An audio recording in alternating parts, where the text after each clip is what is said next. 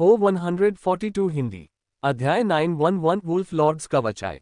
कल रात मैंने अभ्यास जारी नहीं रखा। पंख जैसी हल्की ऊर्जा को परिष्कृत करने के बाद मैंने स्नान किया और सो गया। अगली सुबह मैं जल्दी उठ गया और जल्दी से अपनी सुबह की दिनचर्या पूरी की। फिर प्रशिक्षण हॉल में गया और अपनी विधि अभ्यास के लिए चीजें निकालने लगा। कल मैंने फेदरलाइट विधि पूरी कर ली थी। अब मैं विदरिंग सैंड के डोमेन और इसके 3 स्तरों का एक एक करके अभ्यास करने जा रहा हूँ।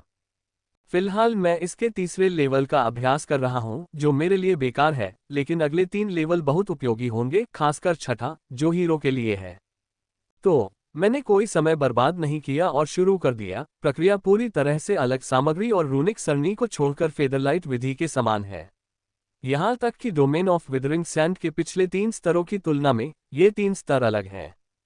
ये 9 स्तरीय विधि है और इसके प्रथम 3 स्तर अन्य 6 स्तरों के लिए आधार मात्र हैं। ये कहा जा सकता है कि चौथे स्तर से विदरिंग सैंड के डोमेन की शक्ति फेदरलाइट के बराबर हो जाएगी। भनभनाना। प्रक्रिया शुरू हुई और सामग्री एक दूसरे में मिलनी शुरू हो गई, इससे पहले कि वे मेरी छाती पर चढ़ने लगे और मेरी छाती पर रूनिक फूल को भरने लगे, जो कि लिली नहीं है। आधे घंटे बाद मैंने मुरझाए रेत के क्षेत्र के चौथे स्तर का अभ्यास पूरा कर लिया और अब मेरे स्थान पर रूनिक फूल तैर रहा है। और ये लिली नहीं है, ये गुलाब है, सटीक रूप से कहें तो 5 पंखुड़ियों वाला गुलाब। डोमेन ऑफ विदरिंग सैंड की चौथी विधि ने अन्य विधियों की कई सीमाओं को हटा दिया है, खासकर ऊर्जा प्रतिबंध। अब चौथे स्तर से मैं जितनी चाहूं उतनी ऊर्जा का उपयोग कर सकता हूं। मैं जितनी ऊर्जा का उपयोग कर सकता हूं, उस पर कोई प्रतिबंध नहीं है। freewebnovel.com। पहले मुझे एक पंखुड़ी के बराबर ऊर्जा का उपयोग करना पड़ता था, चाहे मुझे इसकी आवश्यकता हो या नहीं। यदि मुझे 2 पंखुड़ियों से अधिक ऊर्जा की आवश्यकता होती थी, तो मुझे 3 पंखुड़ियों के बराबर ऊर्जा का उपयोग करना पड़ता था। मैं आधी पंखुड़ी या 1.5 पंखुड़ी के बराबर ऊर्जा का उपयोग नहीं कर सकता था। लेकिन अब कोई प्रतिबंध नहीं है, मैं इसका सिर्फ एक टुकड़ा या पूरे गुलाब के बराबर ऊर्जा का उपयोग कर सकता हूँ। इसकी कोई सीमा नहीं है। कुछ देर तक रूनिक रोज की जांच करने के बाद मैंने अपनी आंखें खोली और अपने भंडार से 5वें स्तर के लिए नई चीजें निकाली और बिना समय बर्बाद किए तुरंत उसका अभ्यास करना शुरू कर दिया। 2 घंटे बाद मेरे स्थान पर 7 पंखुड़ियों वाला गुलाब तैर रहा था और काफी दमनकारी ऊर्जा जारी कर रहा था। रूनिक गुलाब एक ही समय में सुंदर और दमनकारी दोनों दिखता है, जो इसे और भी आकर्षक बनाता है। मैंने अपनी आंखें खोली और ऊपर देखा, ये सोचते हुए कि मैं इसका छठा स्तर अभ्यास करता हूं या नहीं। ये कहा गया है कि यह हीरे जैसे 5वें स्तर के लिए है, केवल उच्च स्तर के हीरे ही इसका अभ्यास कर सकते हैं। चेतावनी के बावजूद मैंने इसका अभ्यास उसी तरह करने का निर्णय लिया जैसे मैंने पहली बार इस विधि को सीखा था। इसमें कहा गया था कि केवल उच्च स्तरीय रजत अभ्यास ही करना है, लेकिन मैंने तब भी इसका अभ्यास किया जब मैं मध्यम रजत स्तर पर था, इसलिए जब तक मैं थोड़ा सतर्क रहूंगा तब तक मैं ठीक रहूंगा। बकवास, ये बहुत करीब था। मैंने गहरे डर के साथ कहा कि छठे स्तर ने मुझे लगभग मार डाला था। अगर आखिरी समय में टॉवर ने मेरी मदद नहीं की होती तो मैं अब तक धूल में तैर रहा होता। स्तर के बारे में वह चेतावनी जिस पर मैंने विचार नहीं किया, कोई मजाक नहीं है। मैंने इस विधि का अभ्यास करते हुए लगभग अपनी जान गंवा दी थी। मैं चटाई से उठ गया और ठीक से बैठ गया और फिर उपचार औषधि पी ली, क्योंकि मेरी हालत अभी काफी गंभीर है। मुरझाती रेत की ऊर्जाएं मुझे कुछ ही सेकंड में मार देती, यदि टावर मेरी मदद नहीं करता और उन्हें अंतरिक्ष में वापस नहीं ले जाता। ऊर्जा को स्थिर होने में कुछ मिनट लगे, तभी मैंने अपनी आंखें बंद की और अपने हृदय स्थान में देखा, जहां मैंने 4 पंखों के पास एक पूरी तरह से लाल गुलाब तैरता हुआ देखा। इस रूनिक गुलाब में 10 पंखुड़ियां थीं और उसमें एक ऐसी दमनकारी ऊर्जा थी जो मुझे सिर से 2 तक हिला रही थी। इस ऊर्जा ने कुछ मिनट पहले मुझे लगभग मार ही डाला था। मैं पहले से ही जानता हूं कि यह आतंक है। यही कारण है कि मैं सिर से 2 तक स्कीइंग कर रहा हूं, और डर से नहीं बल्कि उत्साह से। विदरिंग सैंड के डोमेन के छठे स्तर की आक्रामक शक्ति अद्भुत है, और ये तब है जब ऊर्जा को परिष्कृत नहीं किया जाता है। मैं कल्पना नहीं कर सकता कि जब मैंने इसे परिष्कृत किया तो ऊर्जा कितनी शक्तिशाली हो गई होगी। लेकिन सवाल यह है कि क्या इसे 4th फ्लो में रिफाइन किया जाएगा। इसकी शक्ति को देखते हुए मुझे लगता है कि टावर द्वारा इसे रिफाइन किए जाने की संभावना 50:50 है।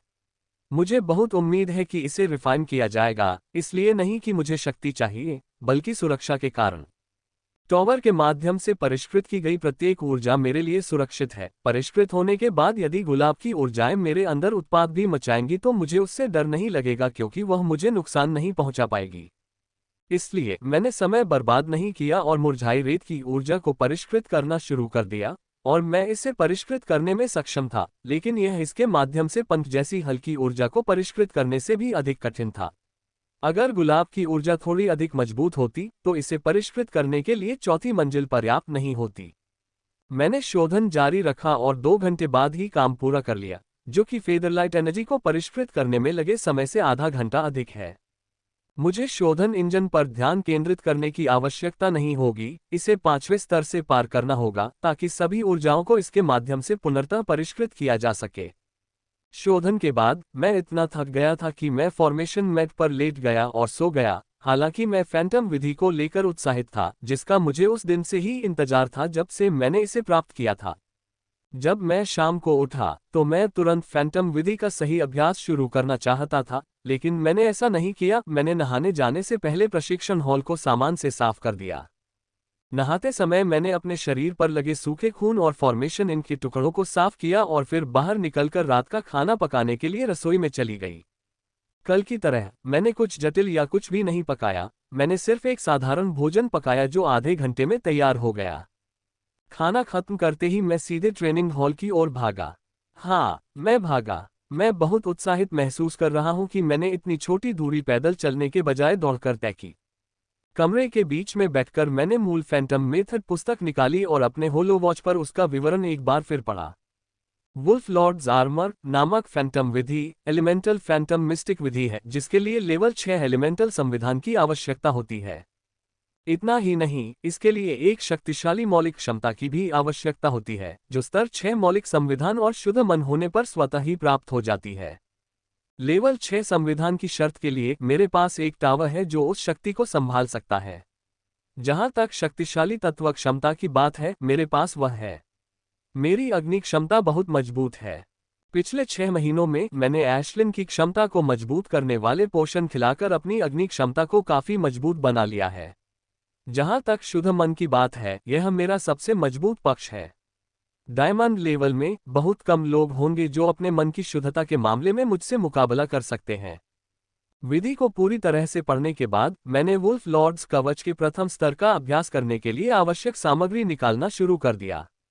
वे सभी दुर्लभ और महंगी सामग्री हैं, प्रत्येक की कीमत आसमान छूती है। मुझे बहुत सारे मैना क्रिस्टल का भुगतान करना पड़ा। मैंने जितने क्रिस्टल का भुगतान किया वे पूरे कमरे को भरने के लिए पर्याप्त थे। मैंने उसे इतना ही भुगतान किया था। सभी सामग्री निकालने के बाद मैंने दुर्लभ और बहुमूल्य सामग्रियों का उपयोग करके निर्माण करना शुरू किया।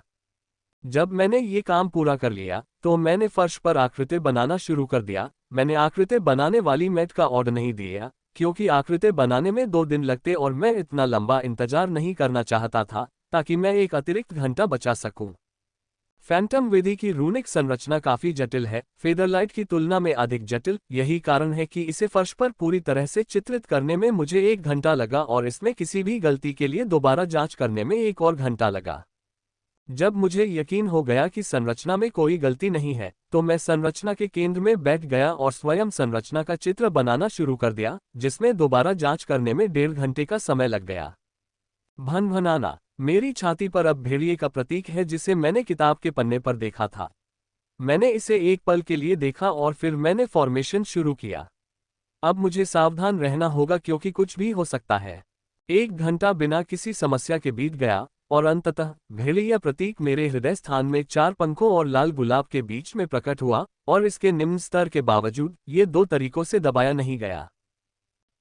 जैसे ही ये 2 विधियों के बीच स्थिर हुआ, ये भिनभिनाने लगा और मुझे एक बहुत ही खतरनाक एहसास हुआ कि मैं मर सकता हूं, क्योंकि इसने मेरे स्रोत और रिफाइनिंग टॉवर के साथ संबंध बनाना शुरू कर दिया था। अन्य 2 विधियों के विपरीत इस विधि को मेरी मौलिक क्षमता और मन की आवश्यकता है। इसे उनके साथ संबंध बनाने की आवश्यकता है। जैसे ही इसने संबंध बनाया ये पागल हो गया, संभवतः ये जानते हुए कि मेरे पास आवश्यक मौलिक संविधान नहीं है। भेड़िया प्रतीक में उभार आने लगे हैं, जैसे कि वह नियंत्रण से बाहर हो रहा है, और यदि जल्द ही कुछ नहीं किया जा सका तो ये सचमुच फट सकता है, जो मैं नहीं चाहता कि हो। मैं कम से कम इतनी जल्दी मरने की इच्छा नहीं रखता। भनभनाना इसकी प्रतिक्रिया अधिक से अधिक तीव्र होती गई जब तक कि यह विस्फोट के कगार पर नहीं पहुंच गया, जब अचानक टावर गूंज उठा और उस पर हरे रंग की किरणें चमक उठीं। जैसे ही यह हुआ, भेड़िया प्रतीक शांत हो गया और चमकना शुरू कर दिया। ये चमकने लगा, इसने मेरे शोधन की ओर से मैना को चूसना शुरू कर दिया और मेरे स्रोत के माध्यम से पहले बनाए गए कनेक्शन के माध्यम से मेरी क्षमता को इसमें कॉपी करना शुरू कर दिया। ये प्रक्रिया मिनटों से अधिक समय तक चली। 10 मिनट के बाद प्रक्रिया समाप्त हो गई और वुल्फ सिंबल पूरी तरह से स्थिर हो गया। भेड़िया प्रतीक, जो कि 2 आयामी प्रतीक था, अब 3 आयामी हो गया है और इसका रंग भी चांदी में बदल गया है, बिल्कुल वैसा ही चांदी का रंग जैसा कि मेरी क्षमता का है। मैं कवच को आजमाना चाहता था, लेकिन मैंने नहीं किया। मैंने ऊर्जा को परिष्कृत भी नहीं किया। इसके बजाय मैंने तुरंत वुल्फ लॉर्ड्स कवच के दूसरे स्तर की तैयारी शुरू कर दी। इसका अभ्यास करने के बाद ही मैं अपने नए कवच को आजमाऊंगा। 4.5 घंटे बाद मैंने नए भेड़िया प्रतीक को देखा, जो फिर से पागलपन की तरह काम कर रहा है। केवल इस बार इसका अभिनय मुझे काफी गंभीर रूप से घायल कर रहा है, लेकिन मैं चिंतित नहीं हूं क्योंकि टॉवर जल्द ही काम करेगा। भनभनाना। जैसे ही यह विचार मेरे मन में आया, टावर ने काम करना शुरू कर दिया। टावर की हरी रोशनी प्रतीक पर चमक उठी और अगले ही पल यह अपने आप स्थिर हो गया, इससे पहले कि यह टावर से मैना लेना शुरू कर दे और मेरे स्रोत से मेरी क्षमता की नकल करना शुरू कर दे। 10 मिनट बाद यह पूरी तरह से स्थिर हो गया था। भेड़िया अभी भी पहले की तरह चांदी का था, लेकिन अब यह और भी जटिल हो गया है, और जो लालित्य और शक्ति यह उत्सर्जित कर रहा है वह अन्य 2 क्षमताओं की तुलना में अधिक खतरनाक लगता है। लेकिन यह अभी खत्म नहीं हुआ है। टावर से ऊर्जा का शोधन बाकी था। मैंने ऊर्जा को शोधन की ओर ले जाया, जबकि मुझे बिल्कुल भी उम्मीद नहीं थी कि यह शोधन हो जाएगा।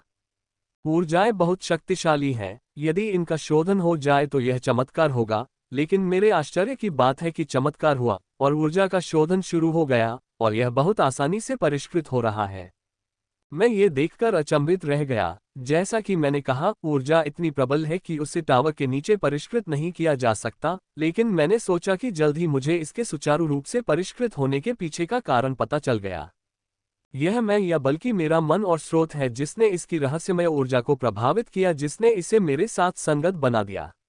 ये रहस्यमय ऊर्जा मेरे साथ संगत होने के कारण ही है मैं इसके उच्च स्तर के बावजूद इसे आसानी से परिष्कृत कर सकता हूँ।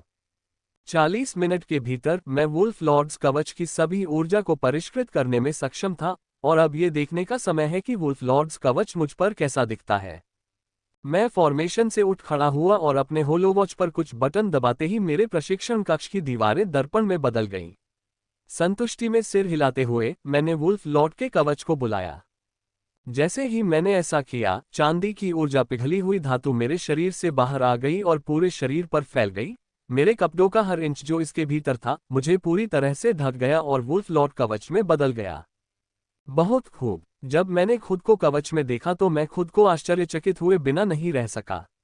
कवच पूरी तरह से चांदी का है और जटिल काले रंग के रून कवच के महत्वपूर्ण हिस्सों को कवर करते हैं।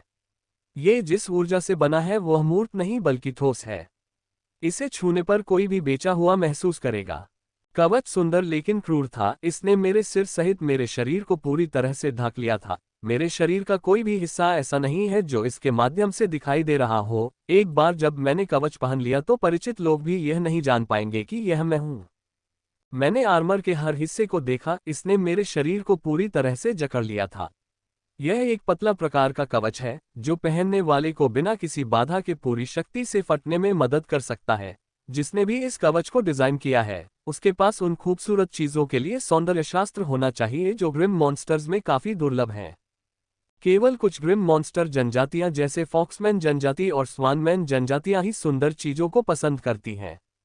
अंत में मैंने मास्क हेलमेट को देखा जिसमें भेड़िए का डिजाइन था। यदि कोई कवच को देखता तो वह तुरंत उसकी ओर आकर्षित हो जाता, जैसे मैं तब हुआ था जब मैंने गद्दार को पहली बार इस कवच को बुलाते हुए देखा था। भेड़िया बहुत ही अद्भुत दिखता है, विशेष रूप से स्तर 2 पर जहां यह और भी जटिल हो जाता है। टॉवर की उपस्थिति कवच के बारे में केवल आश्चर्यजनक बात नहीं है, इसकी शक्ति और भी अधिक आश्चर्यजनक है, और इसे पहनने से मुझे समझ में आया कि लोग फैंटम विधि की इतनी इच्छा क्यों रखते हैं। इस कवच से न केवल मेरी इंद्रियों, रक्षा, शक्ति और गति में वृद्धि हुई, बल्कि इसने मेरे तात्विक हमलों की शक्ति को भी बढ़ाया। इसके माध्यम से किए गए प्रत्येक तात्विक हमले को एक विशेष बढ़ावा मिलेगा। इस कवच को बाहर निकालकर इसकी असली शक्ति का परीक्षण करना चाहता था, क्योंकि मेरा छोटा प्रशिक्षण हॉल पर्याप्त नहीं होगा, लेकिन मैं सीधे बाहर नहीं जा सकता था, मुझे शहर से बाहर जाने के लिए अनुमति लेनी होगी। मैंने गिल्ड से सुबह शहर से बाहर जाने का अनुरोध किया। यदि कोई अप्रत्याशित घटना नहीं घटी तो मुझे सुबह तक गिल्ड से अनुमति मिल जाएगी।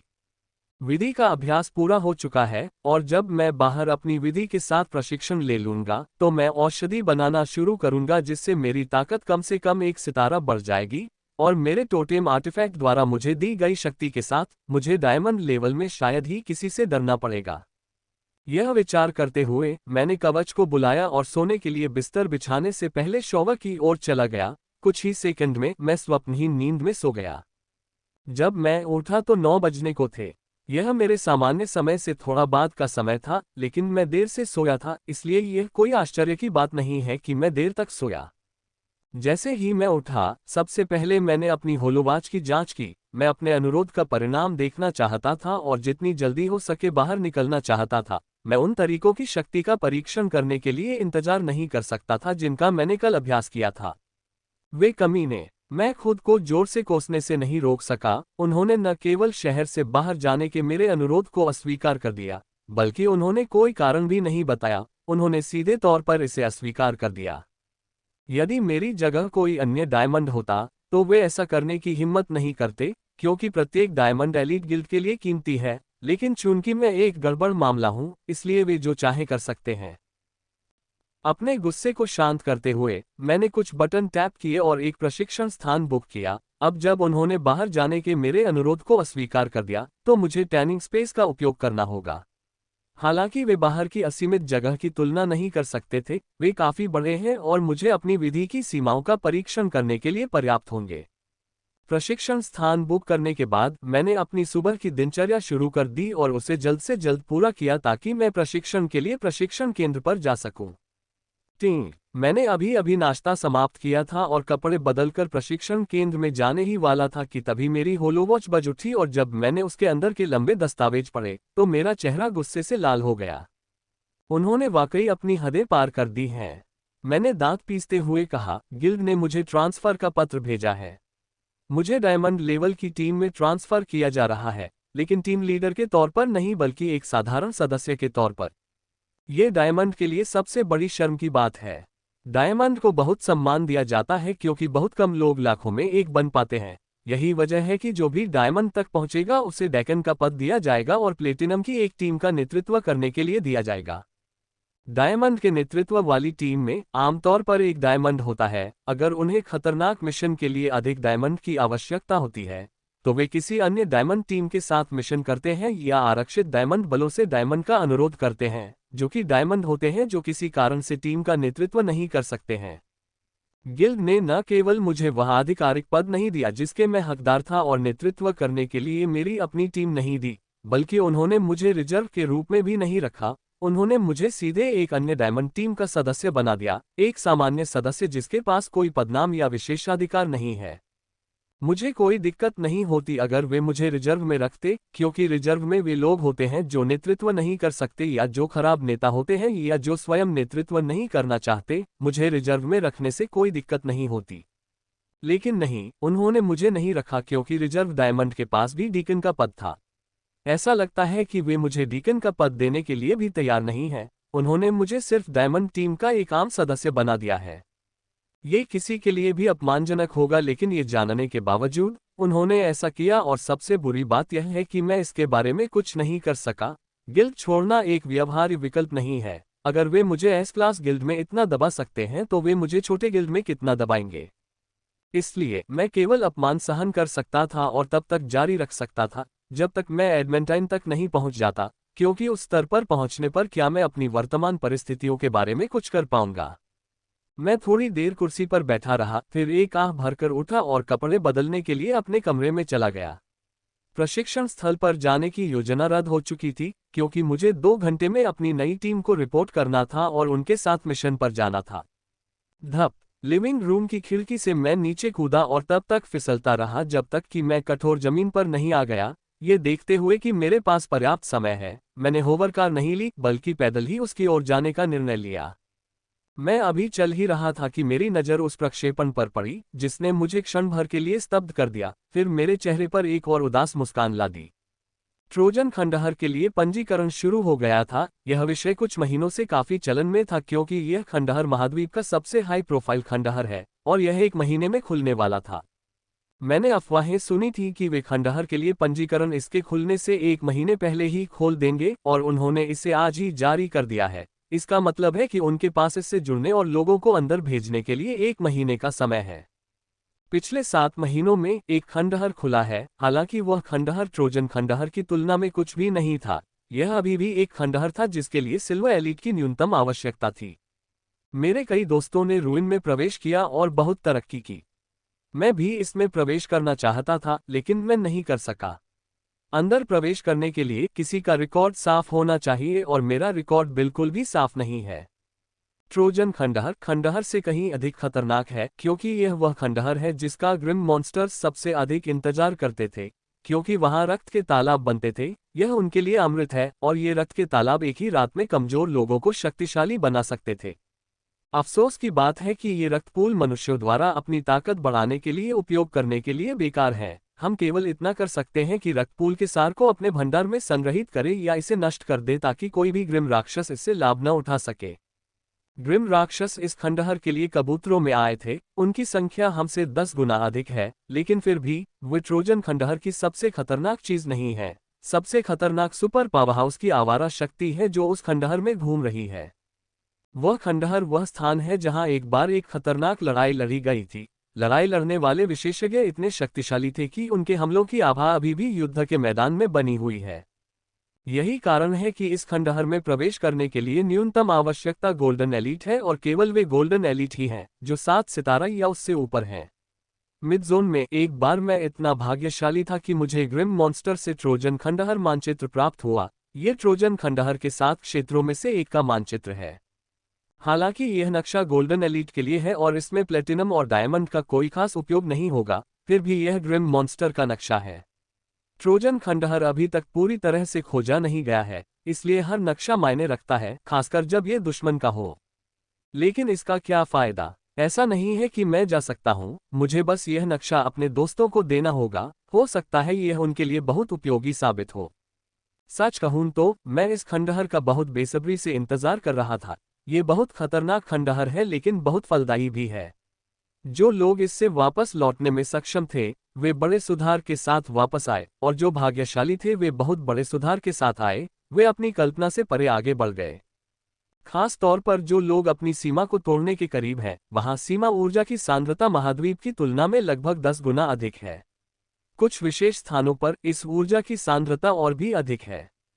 मैं देख सकता था कि लोग शहर में हर जगह लगाए गए प्रोजेक्शन को देखकर उत्साह से इसके बारे में बात कर रहे थे।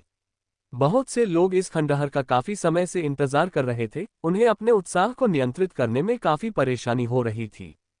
मैंने भी गिल्ड का पेज खोला और अप्लाई पर टैप किया। मुझे पता है कि पिछली बार की तरह मेरा चयन नहीं होगा, लेकिन फिर भी मैं इसके लिए अप्लाई करता हूं। खोने के लिए कुछ भी नहीं है और कभी कभी अप्रत्याशित चीजें होती हैं। मैं धीरे धीरे गिल्ड की ओर चला, सड़क पर हो रही बातचीत सुन रहा था। इनमें से अधिकतर बातचीत ट्रोजन खंडहर और उसके बारे में जो कुछ वे जानते हैं उस पर केंद्रित थी। वे सभी काफी उत्साहित थे और मैं उनके लिए खुश हूं। मुझे और भी अधिक खुशी होगी यदि मैं इस समाचार के बारे में उनके उत्साह को साझा कर सकूं। मैं जल्द ही गिल्ड के पास पहुंच गया और अंदर जाने ही वाला था कि मुझे लगा कि कोई मेरी तरफ देख रहा है। जब मैंने उस तरफ देखा तो मुझे वाइस गिल्ड मास्टर रेया दिखाई दी, जो थोड़ी सी दया के साथ मेरी तरफ क्षमा याचना करते हुए देख रही थी। उसकी नज़र को महसूस करते हुए गिल्ड में प्रवेश करने से पहले मैंने उससे एक हल्की मुस्कान दी। मुझे लगा कि वह माफी मांगना चाहती है, लेकिन उसे इसकी जरूरत नहीं थी।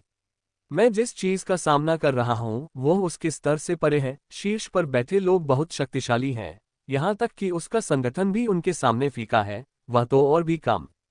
जल्द ही मैं डायमंड टीम्स के हॉलवे में प्रवेश कर गया और मुझे वह दरवाजा मिल गया जिसकी मुझे तलाश थी। टीम 29 जो बोर्ड पर 13वें स्थान पर थी, जो एक बहुत अच्छी रैंक है क्योंकि उच्च रैंक का मतलब उच्च शक्ति है। पिछले 7 महीनों में मैंने इस टीम के साथ कभी काम नहीं किया है, लेकिन मैंने इसके बारे में काफी कुछ सुना है। इसलिए यदि यह टीम वैसी ही है जैसा कहती है तो हमें साथ मिलकर काम करने में कोई समस्या नहीं होगी। दस्तक दस्तक। मैंने दरवाजा खटखटाया और अगले ही पल मैंने सुना, अंदर आइए। जैसे ही मैंने ये सुना, मैंने दरवाजा खोला और अंदर चला गया और मुझे चारों ओर बहुत शक्तिशाली आभा महसूस हुई, लेकिन केवल एक ही आभा मुझे और चमकदार लाल बालों वाले उस युवक को धमकी दे रही थी जो सिर की कुर्सी पर बैठा था। रेड हेयर एल्टन उर्फ जॉर्ज एल्टन टीम 29 के नेता हैं और साथ ही वे 6 स्टार डायमंड भी हैं, जो शिखर से 1 स्टार दूर हैं, जो उन्हें बहुत शक्तिशाली डायमंड बनाता है। जैसे ही मैंने कमरे में प्रवेश किया, वे सभी मेरी ओर देखने लगे। उनमें से अधिकांश मेरी आभा की जांच कर रहे थे कि क्या मैं वास्तव में हीरा हूं जो उनके साथ शामिल होने वाला है। टीम 29 में आपका स्वागत है, माइकल, एल्टन ने मेरे प्रवेश करते ही कहा। धन्यवाद टीम लीडर, मैंने मुस्कुराते हुए कहा। हालांकि टीम में शामिल होना मेरे लिए बहुत अपमानजनक है, लेकिन मेरे मन में मेरे प्रति कोई दुर्भावना नहीं है क्योंकि मैं जानता हूं कि ऐसा करना ठीक नहीं है। मैं उनके साथ वैसा ही व्यवहार करता हूं जैसा वे मेरे साथ करते हैं। कृपया बैठ जाइए, एल्टन ने कहा और उसके बगल वाली खाली सीट की ओर इशारा किया। धन्यवाद, मैंने कहा और शिविर के मध्य में तैर रहे मिशन के विवरण को देखा। जैसा कि मैंने कहा है, हमारा मिशन ग्रिम राक्षसों को नष्ट करना है, जिन्हें किले के प्रारंभिक निर्माण के लिए भेजा गया है, एल्टन ने ग्लेशियरों के प्रक्षेपण को बढ़ाते हुए कहा। जब मैंने फोर्ट्रेस शब्द सुना तो मैं काफी हैरान रह गया, क्योंकि जब भी फोर्ट्रेस शब्द शामिल होता है तो उन मिशनों को वाइस गिल्ड मास्टर और गिल्ड मास्टर द्वारा नियंत्रित किया जाता है। मुझे तब राहत की सांस मिली जब मैंने सुना कि हम केवल उन ग्रिम राक्षसों को खत्म करने जा रहे हैं जिन्हें इसका प्रारंभिक निर्माण करने के लिए भेजा गया है। फिर भी यह मिशन आसान नहीं होगा। किले से जुड़ी कोई भी चीज कभी भी आसान नहीं होती है, और अगले ही पल मेरे विचार एल्टन के मुंह से गूंज उठे। जिन मिशनों में किलेबंदी शामिल होती है वे कभी भी आसान नहीं होते। हमारे पास जो खुफिया जानकारी है उसके अनुसार निर्माण दल में 60 से 70 प्लेटिनम एलीट और 5 से 10 डायमंड एलीट थे। ये लोग अभिजात वर्ग के अभिजात्य हैं, उन्हें खत्म करना आसान नहीं होगा, उन्होंने भारी आवाज में कहा, लेकिन जल्द ही उनकी आवाज हल्की हो गई। पहले तो मैं चिंतित रहता था, लेकिन अब जब हमारी टीम में 2 और डायमंड्स हैं तो हमें मिशन के खराब होने की चिंता करने की जरूरत नहीं है। एल्टन ने एशलिन और मेरी ओर देखते हुए कहा। वह काफी होशियार है, ऐसा लगता है कि उसने मेरे बारे में काफी रिसर्च की है। मैंने सोचा। मेज पर बैठे प्लेटिनम के आधे लोग काफी उलझन में थे क्योंकि वे अपने नेता की बातें नहीं समझ पाए थे। उनके पास स्पष्ट रूप से केवल एक हीरा है, लेकिन उनके नेता ने कहा कि 2 हैं, दूसरा कहाँ है। उनकी उलझन को देखते हुए कई लोगों ने मेरे कंधे पर बैठे प्यारे गोल मटोल पक्षी की ओर इशारा किया, जो पूरी तरह से उबा हुआ लग रहा था। मेरे विपरीत एशलिन ने अपनी आभा को पूरी तरह से छिपा रखा था। दूसरों को लगता था कि वह पीक ब्रिगेडियर स्टेज की एक आम राक्षस है। जब दूसरों ने अपने दोस्तों को अपने नेता के शब्दों का वास्तविक अर्थ बताया तो उनमें से कुछ अभी भी आश्वस्त नहीं थे क्योंकि एशलिन वास्तव में एक आम राक्षस की तरह लग रही थी। तो मेरी योजना है। एल्टन ने अपनी योजना का खुलासा करना शुरू किया और सभी की राय मांगी, जिसमें मेरी भी राय शामिल थी। हमारी चर्चा 2 घंटे तक चली और फिर हमने योजना पूरी कर ली। चलो चलें, इस मिशन को जितनी जल्दी पूरा कर लें उतना अच्छा है, एल्टन ने कहा और हम सब उसके सिर के साथ कमरे से बाहर निकल गए और गिल्ड्स हैंगर की ओर चल दिए। हम इस जहाज पर सवार हो रहे हैं, मैंने पूछा। जब मैंने वह हवाई जहाज देखा जिस पर हम सवार होने जा रहे थे तो उत्साह की झलक देखी जा सकती थी। मैंने इन हवाई जहाज़ों के बारे में बहुत सुना है और कम से कम एक बार इनकी सवारी करना चाहता था, लेकिन मैं इस तरह के मिशन में भाग लेने के लिए बहुत कमज़ोर था। मेरे सामने गिल्ड्स नामक सबसे छोटा हवाई पोत है। ये कार्वेट श्रेणी का हवाई पोत है और इसमें केवल 30 लोगों के बैठने की क्षमता है, लेकिन अपने छोटे आकार के कारण ये काफ़ी तेज है और दुश्मन के सेंसरों द्वारा इसका पता लगाना बहुत मुश्किल है। शक्तिशाली डायमंड टीम, गिल्ड मास्टर और वाइस गिल्ड मास्टर ऐसे जहाज़ों में मिशन करते हैं। यह जहाज उस मिशन के लिए एकदम सही है जिसे हमें सौंपा गया है। जैसे ही मैं कमरे में दाखिल हुआ, मैंने देखा कि यह मेरी अपेक्षा से कहीं ज्यादा बड़ा था। इसके अंदर का इंटीरियर मिलिट्री स्टाइल का है, लेकिन 30 कुर्सियां फिर भी काफी आरामदायक लग रही थीं। हालांकि वे पॉड से तुलना नहीं कर सकती थीं, फिर भी वे काफी अच्छी थीं। सुप जल्द ही सभी ने अपनी कुर्सियां ले ली और 1 मिनट बाद हवाई जहाज ने धुंधली गति से हवा में उड़ान भरी। जहाज मेरी अपेक्षा से ज्यादा तेज था। जब मैंने खिड़की से देखा तो मुझे सब कुछ धीरे धीरे धुंधला दिखाई दिया। जैसे ही एयरशिप ने बादल के ऊपर उड़ान भरना शुरू किया, हर कोई अपने काम में व्यस्त हो गया। कुछ पढ़ रहे थे, कुछ बात कर रहे थे, कुछ गेम खेल रहे थे। मैं भी पढ़ रही थी और साथ ही प्रशिक्षण भी ले रही थी। मैं अपने रिफाइनमेंट इंजन, सीक्रेट मेथड और सुप्रीम कॉम्बैट एक्सरसाइज का अभ्यास कर रहा हूँ अभ्यास करते समय पढ़ना काफी तनावपूर्ण है क्योंकि डायमंड स्तर के साथ ये तीनों विधियां कठिन हो गई हैं। समय बीतता गया और हम अपना काम करते रहे और इस तरह 1.5 दिन बीत गए और जल्द ही हम अपने गंतव्य रेवेनेंट ग्लेशियर्स पर पहुंच गए। हम अपने गंतव्य पर पहुंच गए हैं, हम 5 मिनट में नीचे उतर जाएंगे, एल्टन ने कहा। ये सुनकर सभी लोग खड़े हो गए और अपने गियर की जांच करने लगे तथा इस मिशन के लिए जो सूट उन्हें मिले थे उन्हें पहनने लगे। जब 5 मिनट बीत गए और जुब के साथ एयरशिप का दरवाजा खुल गया और इसके साथ ही थर्मोस्टेट पूरे जोर पर चलने के बावजूद एयरशिप के अंदर एक कड़ाके की ठंड की अनुमति मिल गई।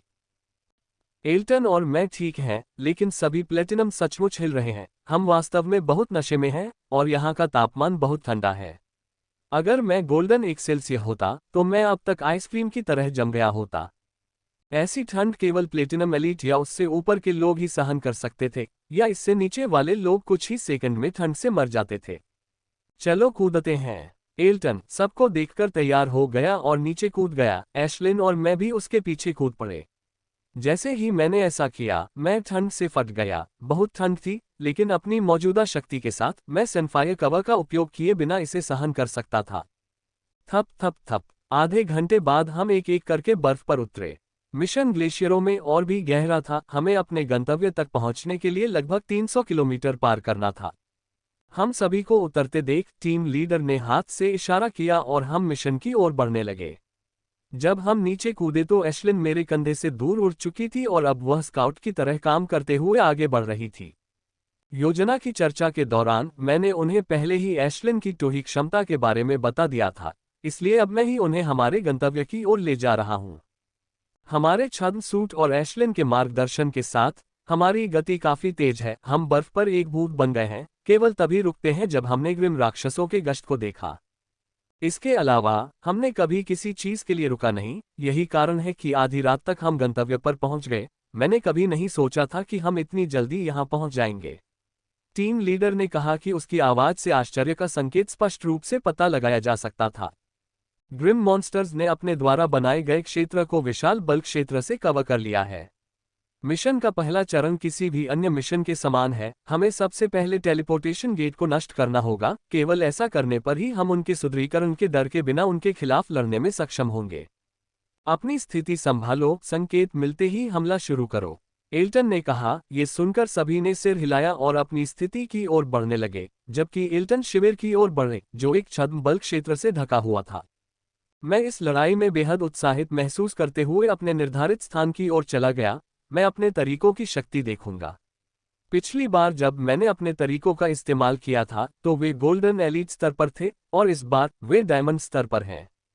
वे जो शक्ति प्रकट करेंगे वह अद्भुत होगी। ये देखना बाकी है कि उनकी शक्ति कितनी अद्भुत होगी। मुझे आशा है कि वहां के ग्रिम राक्षस मजबूत है। मैं वास्तव में एक ऐसा प्रतिद्वंद्वी चाहूंगा जो मुझे अपनी सभी शक्तियों का उपयोग करने के लिए मजबूर कर दे।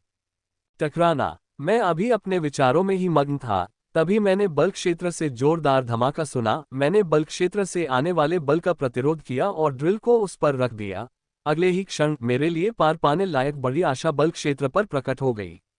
Boom boom boom. जब मैं दूसरी ओर पहुंचा तो मुझे लड़ाई की पराजयपूर्ण ध्वनि सुनाई दी। इस छोटे से शहर के आकार के शिविर के केंद्र में एल्टन 9 ग्रिम राक्षसों के खिलाफ लड़ रहा है और ये सभी ग्रिम राक्षस बहुत शक्तिशाली हैं। प्रत्येक हीरे में सबसे कम वाले में 3 सितारा हीरे की शक्ति है, जबकि सबसे अधिक वाले में 7 सितारा हीरे की शक्ति है।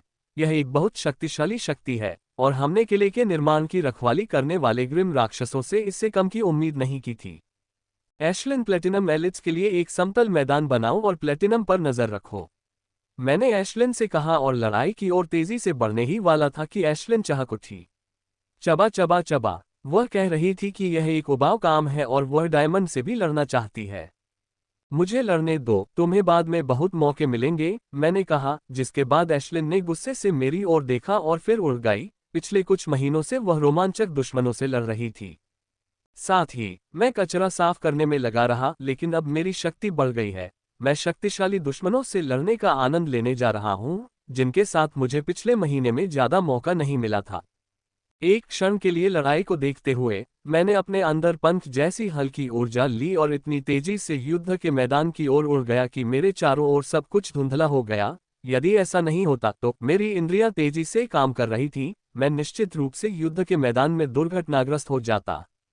मैं युद्ध के मैदान से 400-200 मीटर दूर था और दोनों टीम के नेताओं और ग्रिम मॉन्स्टर ने मुझे आते हुए देखा, जिससे उन्होंने एक पल के लिए लड़ाई रोक दी। फ्रे, तो जाओ और उसे संभालो। पीक 7 सितारा डायमंड हाइनामैन ने कहा जब उसने वार्ड को बताया कि 2-6 मीटर के पीले दिखने वाले हाइनामैन एक शैतानी अभिव्यक्ति के साथ तेजी से मेरी ओर आए, जिससे स्पष्ट रूप से पता चल रहा था कि वे मुझे जिंदा निगलना चाहते हैं। जैसे ही मैंने 2 लकड़बग्घों को मेरी ओर आते देखा, मैं अपना सिर हिलाने से खुद को रोक नहीं सका। मैं उत्साहित होता यदि 6 सितारा हीरा या शीर्ष हीरा आता, यहाँ तक कि 5 सितारा हीरा भी ठीक होता, लेकिन जो मेरी ओर आया वह 3 सितारा हीरा था। मैं काफी निराश हूँ। यूं बस पुछी। मेरे हाव भाव देखकर वे क्रोधित हो गए, लेकिन मुझे इसकी कोई परवाह नहीं थी। मैंने बस 2 चाकू उठाए और फिर उन 2 3 स्टार हाइनामैन पर फेंक दिए। चाकुओं की गति देखकर दोनों ग्रिम मॉन्स्टर ने अपनी रक्षा विधियों को सक्रिय करना शुरू कर दिया, लेकिन इससे पहले कि वे ऐसा करते, 2 चाकुओं ने उनकी आंखों को छेद दिया और उन्हें तुरंत मार डाला। निराशाजनक, मैंने कहा .freewebnoel.com। मैंने अपनी आवाज पर नियंत्रण नहीं रखा। डायमंड्स अभी भी अपने साथियों की मौत से सदमे में थे, जो मेरे बोलने पर 2 सेकंड भी नहीं टिक सके और उन्हें ऐसा महसूस हुआ जैसे उनके जख्मों पर नमक छिड़का गया हो। ग्रिम मॉन्स्टर्स ने मेरी ओर क्रोध से देखा जैसे कि मैंने उनका पहला बच्चा मांग लिया हो। वे इस बात से बहुत नाराज लग रहे थे कि मैं कितनी आसानी से उनके साथी को मार सकता था और साथ ही मेरी पिछली टिप्पणी से भी। सी और मैं इसे संभाल लेंगे, तुम सब उस बैटॉट को खत्म कर दो। नेता हाइनामैन ने आदेश दिया। उसका आदेश सुनकर 5 हाइनामैन मेरे पास आए। उन सभी के अलग अलग स्तर हैं। नेता 6 स्टार डायमंड हैं, 2 5 स्टार डायमंड हैं और 2 4 स्टार डायमंड हैं। ये काफी शक्तिशाली समूह है और उन्हें देखकर मैं उत्साहित हुए बिना नहीं रह सका। मैं लेवल 4 के 2 लोगों को खत्म करने के लिए चाकुओं का इस्तेमाल करना चाहता था। मुझे पता था कि मैं ऐसा कर सकता था, लेकिन मैंने आखिरी क्षण में ऐसा करना बंद कर दिया, क्योंकि भले ही वे थोड़े कमजोर हैं, लेकिन अपनी टीम के साथ वे मुझ पर कुछ दबाव बनाने में सक्षम होंगे, इसलिए मैं उन्हें थोड़ी देर और जीवित रहने दूंगा। इतनी शक्तिशाली शक्ति मुझ पर आते देख, मैंने तुरंत अपने भंडार से तलवार निकाली, जो कि मेरी टोटेम कलाकृति नहीं थी, और भेड़िया सरदार के कवच को बुलाया, जो तुरंत मेरे पास प्रकट हो गया। मेरे शरीर पर कवच प्रकट होते देख 5 लकड़बग्घों की दृष्टि गंभीर हो गई। अब तक उन्होंने मुझे गंभीरता से नहीं लिया था, लेकिन कवच प्रकट होते देख, लेकिन जैसे ही कवच प्रकट हुआ, वे अत्यंत गंभीर हो गए, क्योंकि वे जानते थे कि ऐसा कवच कितना आतंक पैदा कर सकता है। जैसे ही कवच मेरे शरीर पर पूरी तरह से प्रकट हुआ, मैंने तुरंत ही इसके एक विशेष गुण को सक्रिय कर दिया, और जैसे ही मैंने ऐसा किया, चांदी की चमक मेरे शरीर से निकलकर तलवार में आ गई और उसे चमकदार चांदी से लेपित कर दिया, जिससे तलवार कवच का एक हिस्सा बन गई। किसी भी बात पर पीछे मत हटना, ये कमीना बहुत खतरनाक है, लीडर हाइनामैन ने कहा जब वह 2 5 स्टार डायमंड के साथ मेरी ओर आया, जबकि पीछे रह गए 2 4 स्टार डायमंड ने मुझ पर लंबी दूरी से हमला किया। ये बेहतर होता कि आप इन दोनों को अन्य कमजोर लोगों के साथ छोड़ देते, वे आपका बोझ बनते, बजाय इसके कि मुझे हराने में आपकी मदद करते। मैंने कहा, अन्य लोग सोच सकते थे कि मेरे चेहरे पर वोल्ड हेलमेट मेरे बोलने के दौरान निष्क्रिय रहा। नहीं, मेरे बोलने के साथ यह ऐसे हिल रहा था जैसे कि यह स्वयं बोल रहा हो। मैं इसे निर्जीव ही रख सकता था, लेकिन मजा इसी में है, जब मैं बोलता हूं तो हेलमेट पर बना भेड़िए का डिजाइन हिलता है, तो ये काफी अच्छा लगता है। हम तुम्हें तब बताएंगे कि हम कितने कमजोर हैं जब हम तुम्हारे शरीर को तुम्हारे सिर से अलग कर देंगे। 6 स्टार डायमंड के पीछे लगे 5 स्टार डायमंड में से एक ने कहा, और जैसे ही उसने ये कहा, उनमें से 3 की कुल्हाड़ियां तेज लाल रोशनी में चमकने लगी। यह विधि इन हाइनमैन के बीच आम लग रही थी, क्योंकि सभी डायमंड इसका इस्तेमाल कर रहे थे। यह इस ओनिक्साइड हाइनमैन जनजाति की एक जनजातीय विधि लग रही थी। रहस्यवादी विधि न केवल कुछ संविधानों के लिए विशेष है, बल्कि वे कुछ जनजातियों के लिए भी विशेष है।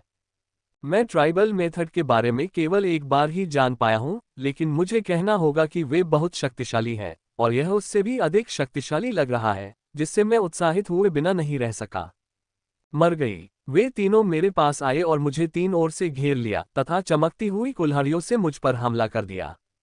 झनकार। उनके हमले को देखकर मेरे चेहरे पर मुस्कान आ गई और मैं 6 स्टार हाइनामैन के करीब गया और हमला कर दिया, जिससे न केवल मुझे 2 5 स्टार हाइनामैन के हमले को प्रभावी ढंग से चकमा देने में मदद मिली, बल्कि मेरी तलवार सीधे 6 स्टार डायमंड हाइनामैन की कुल्हाड़ी से टकरा गई, जहां तक 4 स्टार हाइनामैन के हमलों की बात है, मुझे इसकी परवाह नहीं है। अगर मैं कोई और तरीका अपना रहा होता, तो मैं ऐसा कहने की हिम्मत नहीं करता क्योंकि हर तरीका हमला घातक होता है, खासकर तब जब यह उन शक्तिशाली लोगों से आ रहा हो जो आपसे एक स्तर ऊपर हैं। लेकिन मैंने फैंटम कवच पहना हुआ है, जो कि चौथी मंजिल पर है और मेरे शोधन टॉवर की शुद्ध ऊर्जा है। यदि यह कवच ऐसे हमलों से बचाव करने में सक्षम नहीं होता, तो यह अपने आप में एक कमी होती।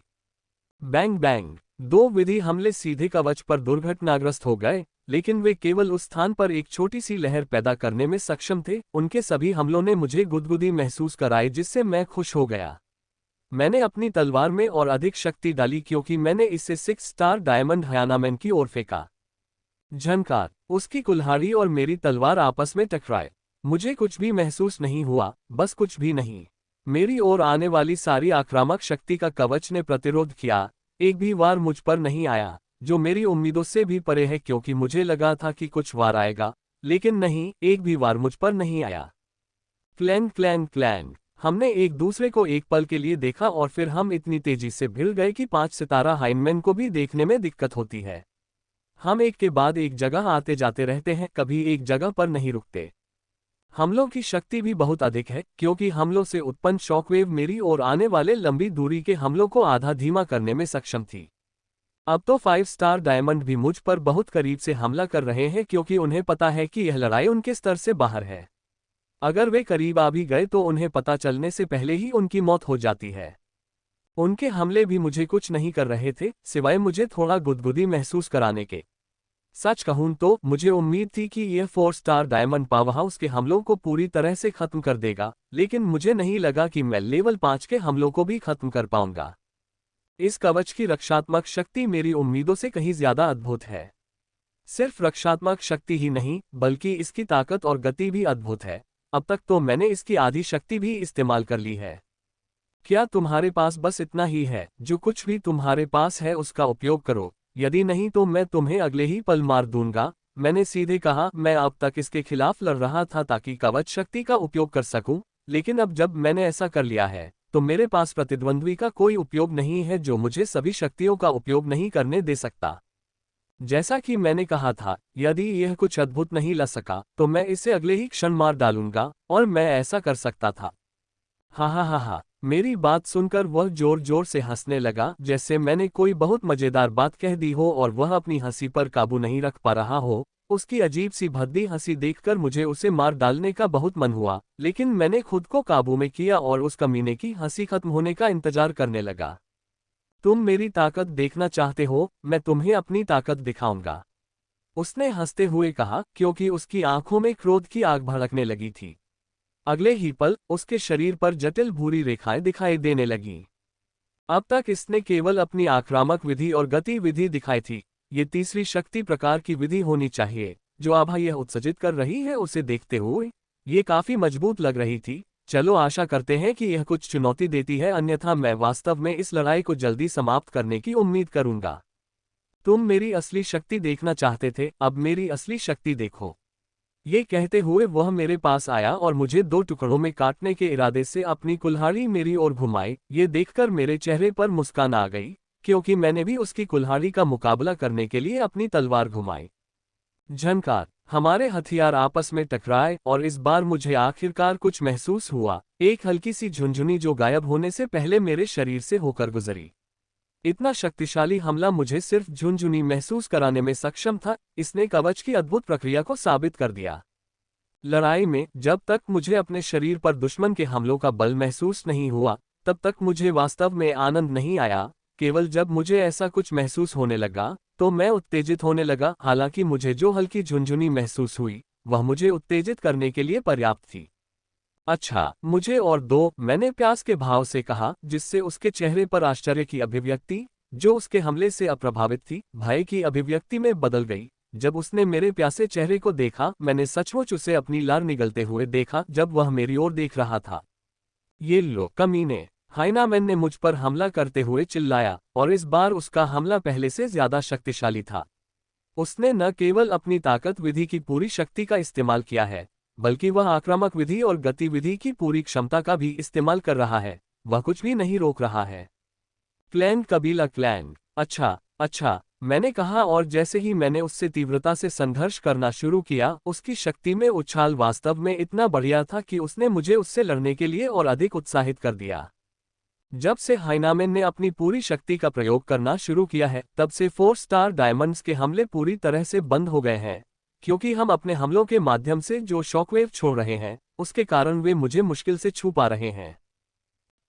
अब केवल 5 स्टार डायमंड्स या 5 स्टार डायमंड ही हमला कर रहा है। दूसरे डायमंड को कुछ सेकंड पहले ही एशलिन ने मार दिया था। वह उस ओर भागने की कोशिश कर रहा था जहां टीम लीडर लड़ रहा था, लेकिन एशलिन ने चेतावनी के तौर पर उसे मार दिया। यही कारण है कि 3 लकड़बग्घे हमारी लड़ाई के आसपास हैं और दूसरी टीम को मजबूत नहीं कर रहे हैं, जो अपने अंतिम चरण में है। कुछ सेकंड की लड़ाई के बाद मुझे अचानक अपनी इंद्रियों के माध्यम से कुछ दिखाई दिया और मैंने हाइनमैन से कहा, क्या वास्तव में आपके पास बस इतना ही है? ईमानदारी से कहूं तो मुझे ऊब महसूस होने लगी है, मैंने हाइनमैन से कहा। यह सुनकर हाइनमैन का चेहरा गुस्से से लाल हो गया, लेकिन उसके हमलों की शक्ति में कोई वृद्धि नहीं हुई थी। मुझे लगता है कि यह सब तुम्हारे पास है। यह वास्तव में निराशाजनक है कि मैं कुछ और था, मैंने दृष्टि से कहा। पुच्छी, तुम भी? मैंने कुछ कहने के लिए उसका मुंह खोला, लेकिन जैसे ही कुछ शब्द निकले, वे रुक गए क्योंकि उसने पाया कि उसका दिल मेरी तलवार से छेदा गया था। आखिरी चीज जो मैंने देखी वह उसके प्रदर्शन पर मेरा निराश चेहरा था, जिसने उसे इतना क्रोधित कर दिया कि उसने 1 सेकंड पहले ही मर दिया। अब यह मर चुका है। अब आप लोगों के जीवित रहने का कोई कारण नहीं है, मैंने कहा, और इससे पहले कि वे कुछ कर पाते, चांदी की चमक से लिपटे 4 चाकू मेरे हाथों से निकल गए। पुछ पुछ पुछ। कुछ ने भागने की कोशिश की, कुछ ने अपने रक्षा कौशल से बचाव करने की कोशिश की, जबकि अन्य ने भागने की कोशिश की, लेकिन उनमें से हर एक को बिना किसी प्रतिरोध के मेरे चाकू ने उनकी खोपड़ी में घुसा दिया। बहुत बढ़िया लड़ाई थी, एल्टन ने कहा जब वह मेरे पास आया। वह यहाँ वहाँ कुछ खरोचों को छोड़कर ठीक दिख रहा था। ये थोड़ा निराशाजनक था। मैं किसी मजबूत व्यक्ति से लड़ने की उम्मीद कर रहा था, मैंने सच बोलते हुए कहा जब मैंने अपना कवच तैयार किया। चिंता मत करो, अगले मिशन में मैं तुम्हें पीक डायमंड दे दूंगा, एल्टन ने हंसते हुए कहा। मैं वास्तव में आभारी रहूंगा, मैंने कहा और एल्टन की निगाहों का अनुसरण किया, जबकि लड़ाई अभी भी जारी थी। इससे पहले मैंने एशलिन से केवल मानव प्लेटिनम के लिए एक समतल मैदान बनाने को कहा था। उसे केवल पर्याप्त प्लेटिनम ग्रिम राक्षसों को मारना है ताकि वे मानव प्लेटिनम पर हावी न हो सकें।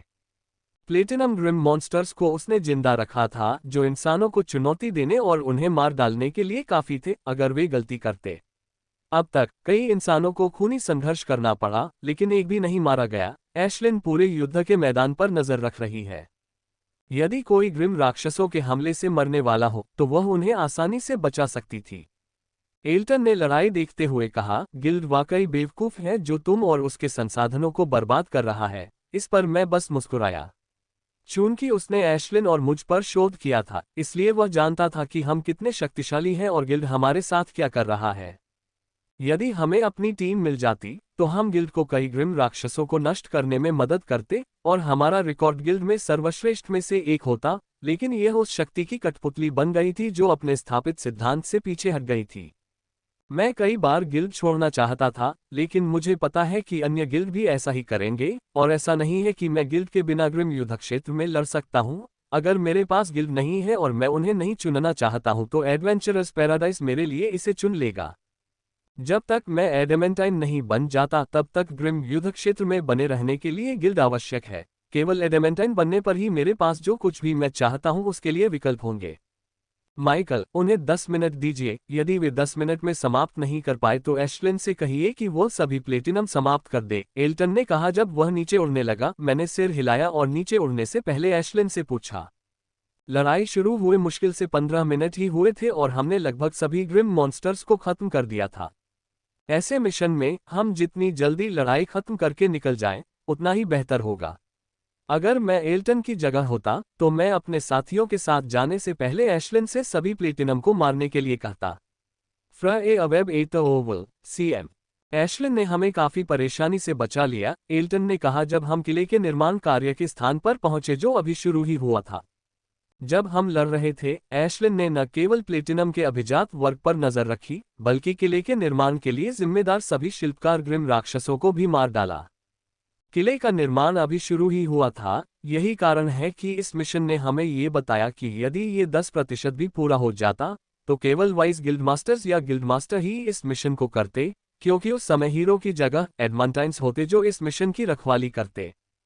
हमने किले से महत्वपूर्ण चीजें एकत्र करना शुरू कर दिया जो हम कर सकते थे। वहां कई चीजें काफी महंगी थी। हमने बिना किसी औपचारिकता के महत्वपूर्ण चीजें बाहर निकालना शुरू कर दिया। जब 10 मिनट पूरे हो गए और प्लेटिनम आया, तब एशलिन ने सभी प्लेटिनम एलीट ग्रिम राक्षसों को मार डाला। हमारी गति और भी तेज हो गई, जिससे हम गिल्ड द्वारा प्रदान की गई सूची में बताए गए सभी महत्वपूर्ण भागों को बाहर निकालने में सक्षम हो गए। 1 घंटे में हमने ये काम पूरा कर लिया और ठीक उसी समय हमें घर ले जाने के लिए हवाई जहाज भी शिविर के ऊपर आ गया। पूरा मिशन पूरा होने में केवल 1.5 घंटे का समय लगा, जो कि मेरी सबसे तेज लड़ाई थी। एल्टन ने अचानक कहा, हमें एक आपातकालीन मिशन मिला है, हम तुरंत मिडज़ोन की ओर जा रहे हैं। हमने भोर से पहले मिशन पूरा कर लिया है और अब दोपहर हो चुकी है। हर कोई अपना काम कर रहा था जब एल्टन अचानक बोल पड़ा, वे हमें अचानक मिडज़ोन में क्यों भेज रहे हैं?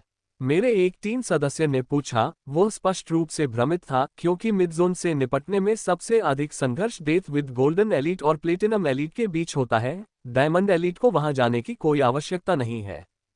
ये रेवन सिटी है, एल्टन ने कहा। जैसे ही हमने ये सुना, हम सब चुप हो गए और सभी के चेहरों पर समझदारी के भाव उभर आए। रेवन सिटी मिडज़ोन की श्रेणी में आने वाला शहर है, लेकिन वास्तव में मिडज़ोन नहीं है। करीब 1 साल पहले हुई एक घटना के कारण यह एक बेहद खास अस्तित्व बन गया था। यह मिडज़ो का एकमात्र शहर है जिसके अंदर हमेशा 10 या उससे ज्यादा एडमेंटाइन तैनात रहते थे। उस घटना ने शहर को पूरी तरह से बदल दिया था और इसे उन लोगों के लिए स्वर्ग बना दिया था जिन्होंने बर्फ और आग प्रकार के नियम उपयोगकर्ताओं को समझ लिया था। रेवन सिटी में एक खजाना है जो ग्रिम राक्षसों को इतना लार टपकाता था कि हर ग्रिम राक्षस शहर को लेने के लिए एक विशाल सेना लेकर आएगा। शहर के निवास पर अब ऐसे बड़े हमले आम हो गए हैं। वे महीने में कम से कम 2 बार होते थे। पिछले कुछ महीनों में मैंने गिल्ड की कई टीमों को सुदृढ़ीकरण के लिए रेवन सिटी जाते देखा है। मैं भी वहां जाना चाहता था, लेकिन जिन टीमों में मुझे भेजा गया था उन्हें वहां जाने का कभी मौका नहीं मिला। मैं वास्तव में उस बर्फ और आग की इमारत को देखना चाहता हूं। एक संत ने स्वप्निल स्वर में कहा, आपको वास्तव में इसे देखना चाहिए, यह अद्भुत है। जब मैंने इसे 5 महीने पहले पहली बार देखा था तो मैं पूरी तरह से आश्चर्यचकित था। टीम के एक अन्य सदस्य ने कहा, रेवन शहर वही शहर है जहां जुड़वां बच्चों को मध्य महाद्वीप जाने से पहले तैनात किया गया था। और जिस खजाने की वे बात कर रहे थे वह वही इमारत है जहां लगभग 1 साल पहले 2 लोगों ने अपनी बर्फ और आग की संविधान को जागृत किया था।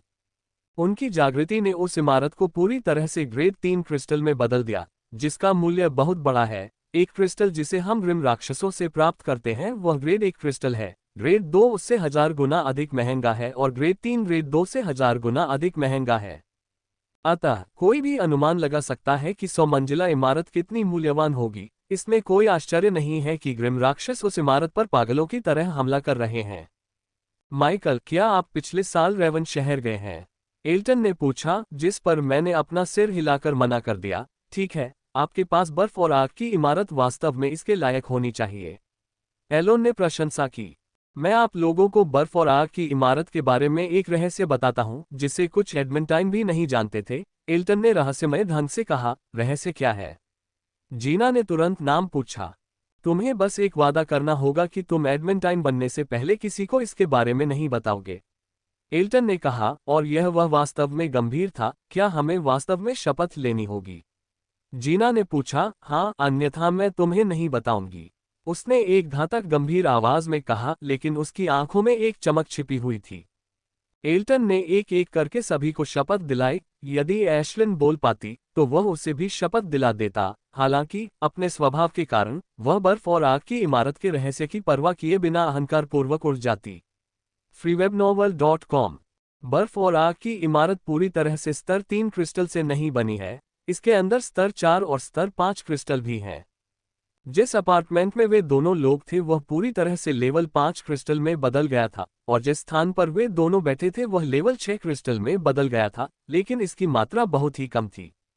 यही कारण है कि सुपर पावरहाउस का वही स्तर पहले से ही रेवन की रक्षा करता है जो वॉरजोन की रक्षा करता है। एल्टन ने कहा, हीलिंग की हम शेल शॉक्ड है कि हम शॉक और विस्मयादिबोधक की आवाज भी नहीं निकालते हैं। लेवल 6 क्रिस्टल का क्या मूल्य है? हमारी दुनिया में क्रिस्टल के 7 ग्रेड हैं जिनमें लेवल 1 सबसे कम है और लेवल 7 सबसे अधिक है, और उस इमारत में लेवल 6 क्रिस्टल है जो लेवल 7 से सिर्फ एक लेवल कम है। भले ही स्तर 6 क्रिस्टल की मात्रा बहुत कम है, लेकिन उनका मूल्य स्तर 3 क्रिस्टल की तुलना में कहीं अधिक है, जिन्हें भवन के अधिकांश भाग में रूपांतरित किया गया था। आखिर उन दो लोगों ने कौन सा राक्षसी संविधान जगाया था जिससे कि लेवल 6 क्रिस्टल भी बना? जीना ने धीरे से पूछा और उत्तर के लिए चारों ओर देखा, लेकिन किसी के पास उत्तर नहीं था, यहां तक कि एल्टन के पास भी नहीं। मैंने कुछ महीने पहले जुड़वां बच्चों से पूछा था कि क्या वे जानते हैं कि भवन में ये परिवर्तन किसने किया, लेकिन उन्होंने कहा था कि वे घटना के 1 सप्ताह पहले ही वहां से चले गए थे, और यदि वे शहर में मौजूद भी होते तो भी उन्हें इसकी जानकारी नहीं होती। ऐसे लोगों की पहचान बहुत संवेदनशील होती है और आसानी से उजागर नहीं होती। भले ही एल्टन को उनकी पहचान के बारे में पता हो, लेकिन वह इसे आवाज देने की हिम्मत नहीं करेगा। भवन का रहस्य कुछ भी नहीं है। यदि गिल्ड को पता भी चल जाए कि उसने हमें इसके बारे में बताया है, तो उसे अधिक से अधिक मामूली सजा मिलेगी, लेकिन यदि उसने पहचान उजागर करने का साहस किया, तो वह सीधे हवा में गायब हो जाएगा। कुछ मिनट तक किसी ने कुछ नहीं कहा, फिर वे अपना काम करने लगे। मैंने भी अपनी आंखें बंद कर ली और ग्रिम मॉन्स्टर्स के भंडार को छांटना शुरू कर दिया, जो मैं पहले कर रहा था। धप, समय बीतता गया और 2 दिन बाद भोर में हम रेवन शहर के पास पहुंच गए। जैसे ही हम शहर के करीब पहुंचे, सभी लोग ऊपर से बर्फ और आग की इमारत को देखने के लिए खिड़कियों पर चले गए। मेरी सीट पर खिड़की थी, इसलिए मुझे बाहर देखने के लिए खुद को सिकुड़ने की जद्दोजहद नहीं करनी पड़ी। कुछ ही देर में हम शहर पहुंच जाएंगे। उस दौरान मैं आइस एंड फायर बिल्डिंग देखूंगा जिसे मैं तब से देखना चाहता था जब से यह बदल गई थी। वाह, यह तस्वीरों से भी ज्यादा आश्चर्यजनक है, मेरे साथियों ने कहा, और वे सही हैं। नीचे एक औसत वर्गाकार 100 मंजिला इमारत है जिसे पूर्ण चमत्कार में बदल दिया गया है। दूर से भी यह इतना अद्भुत लगता था कि बस इसे देखते रहने का मन करता था। बर्फ और आग की इमारत, जैसा कि इसके नाम से पता चलता है, बर्फ तत्व और आग तत्व मन क्रिस्टल से बनी है। भवन का एक भाग बर्फीले नीले क्रिस्टलों से ढका हुआ है, जो ऐसा प्रतीत होता है जैसे वे प्राचीन ग्लेशियरों से आए हैं, जबकि दूसरा भाग चमकीले लाल रंग के ज्वलंत क्रिस्टलों से बना है, जो ऐसा प्रतीत होता है जैसे वे पृथ्वी की पपड़ी से आए हैं। यह इमारत अद्भुत है, लेकिन साथ ही यह एक बड़ा खतरा भी पैदा करती है। ये केवल एक एहसास नहीं है, यह इमारत शूरवीरों के लिए वास्तव में खतरनाक है यदि वे इसके बहुत करीब पहुंच जाएं। शूरवीरों को इमारत से 50 मीटर की दूरी बनाए रखनी होती है, अन्यथा वे या तो जम जाएंगे या जलकर मर जाएंगे। यह इस बात पर निर्भर करता है कि वे इमारत के किस तरफ हैं। ऐसा नहीं है कि लोग भवन के इतने करीब जा सकते हैं। भवन कड़ी सुरक्षा के तहत है और कोई व्यक्ति कितना करीब जा सकता है यह उसकी शक्ति और विशेषाधिकार पर निर्भर करता है। धप, हवाई जहाज एडवेंचरस पैराडाइज के हवाई अड्डे पर उतरा और हम सभी के चेहरे पर उत्साह के भाव थे, क्योंकि हम सभी आइस एंड फायर बिल्डिंग को देखने के लिए बहुत उत्सुक थे। रेवन शहर में आपका स्वागत है। मेरा नाम जॉर्ज है। मुझे आपको आपके आवास तक पहुंचाने के लिए यहां भेजा गया है। सुनहरे बालों वाला आदमी जो पहले से ही हमारा इंतजार कर रहा था, बोला। हवाई अड्डे से वो हमें एडवेंचरस पैराडाइज ले गया और ग्रिम मॉन्स्टर्स के बारे में हाल ही में चल रही घटनाओं के बारे में जानकारी दी, जो उनके पास मौजूद खुफिया जानकारी के अनुसार 1 से 3 दिनों में हमला करेंगे। ग्रिम मॉन्स्टर्स ने पहले ही सेना को इकट्ठा कर लिया है और अब वे बस इंतजार कर रहे हैं। रेवन सिटी के गिल्ड्स युद्ध को संभालेंगे। हम केवल तभी युद्ध में प्रवेश करेंगे जब उनके ऊपर का हीरा प्रवेश करेगा, यदि नहीं तो हम बस देखेंगे। ग्रिम मॉन्स्टर्स के हमले के समय में से आधे समय लड़ाई डायमंड और नीचे के बीच लड़ी गई थी, लेकिन अन्य बात यहां तक कि एडमाटाइन्स भी इसमें शामिल हो गए। लड़ाई के बारे में कुछ नहीं कहा जा सकता, सब कुछ ग्रिम मॉन्स्टर्स पर निर्भर करता है।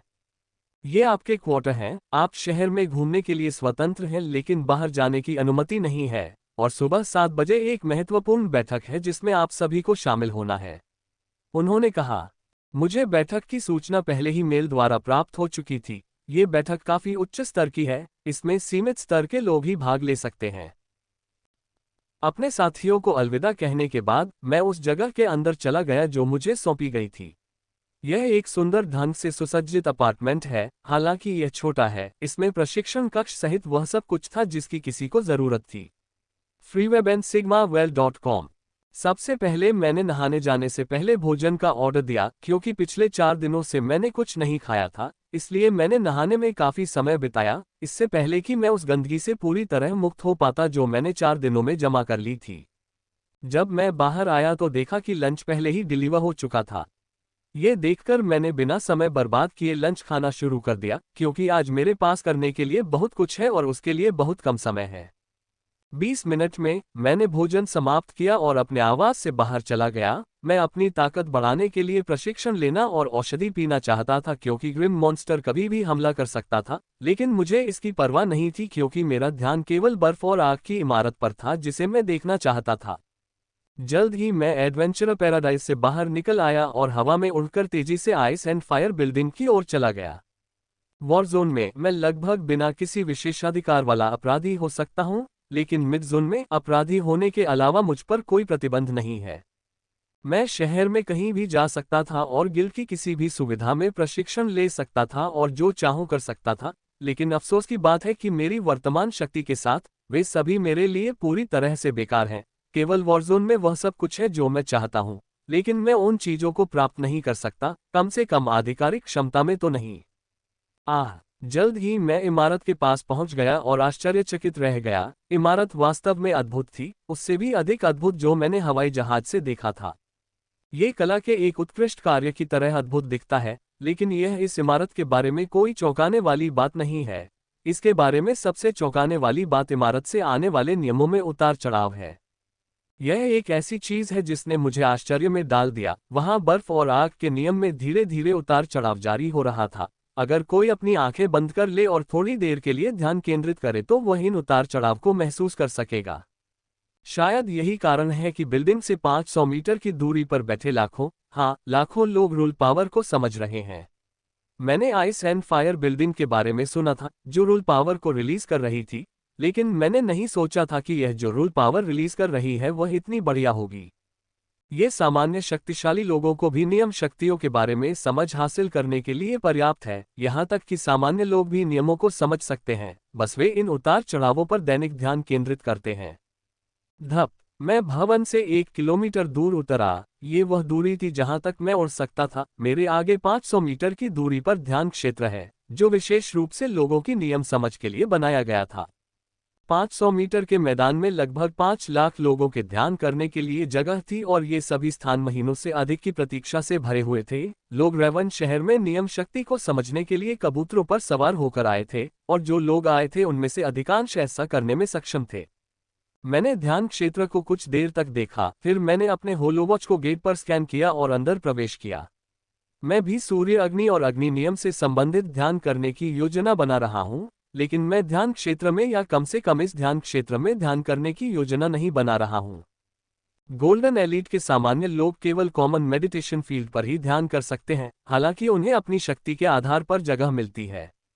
फिर भी वे कॉमन मेडिटेशन फील्ड में ध्यान कर रहे हैं, जबकि मैं डायमंड के रूप में परतों में ध्यान करूंगा। जो लोग स्वर्ण अभिजात वर्ग से ऊपर हैं वे परतों में ध्यान कर सकते हैं कि वे परतें क्या हैं। परतें अदृश्य बल क्षेत्र हैं जो बर्फ और अग्नि भवन को ढकते हैं। वे ऐसे खजाने को बिना किसी सुरक्षा के नहीं छोड़ सकते। बर्फ और आग की इमारत को कवर करने वाली बल क्षेत्र की 9 परतें हैं। वे बेहद मजबूत हैं कि सबसे मजबूत नाइट भी उनमें थोड़ी सी भी लहर पैदा नहीं कर सकता। चूंकि मैं हीरा हूं, इसलिए मैं परतों में ध्यान कर सकता था, लेकिन मैं ज्यादा दूर तक नहीं जा सकता था क्योंकि हीरा केवल 7वीं परत में ही ध्यान कर सकता था। एल्टन से मैंने जो सुना है उसके अनुसार उन्होंने कहा कि प्रत्येक परत की एक गहरी आभा होती है और मुझे 8वीं परत से भी लाभ मिलना चाहिए। जैसे जैसे मैं भवन के करीब आता गया, नियम की आभा और अधिक मजबूत होती गई। न केवल आभा मजबूत होती गई, बल्कि नियम की शक्तियां भी मजबूत होती गईं। शुरुआत में नियम सामान्य स्तर 3 बर्फ और आग नियमों की तरह महसूस हुए, लेकिन जैसे ही मैं ध्यान क्षेत्र के मध्य में पहुंचा, वे शक्तिशाली स्तर 3 नियम बन गए, बस स्तर 2 नियमों से एक कदम दूर। लेकिन जब मैं ध्यान क्षेत्र के अंत में पहुंचा तो ये बदल गया, क्योंकि अब नियम स्तर 2 नियम बन गए हैं।